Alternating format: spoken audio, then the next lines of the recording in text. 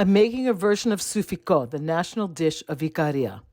It's a medley of all the great garden vegetables of summer, and it's from My Greek Table, the book.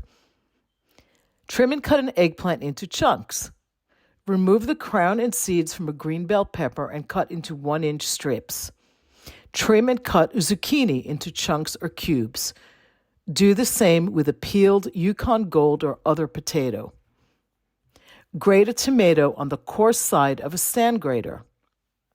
Heat a little extra virgin Greek olive oil in a large deep skillet. Sauté a coarsely chopped large red onion until wilted. Stir in the garlic to soften for a few minutes. Next, add the eggplant, the pepper chunks, and the potatoes. Cook for a few minutes to soften a little and then add the zucchini.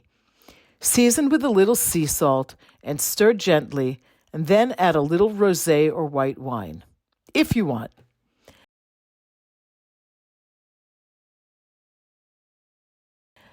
Add the grated tomatoes and thyme sprigs. Cover and cook for about 25 to 30 minutes. Drizzle in some petit mezzi and stir in a little Greek dried oregano.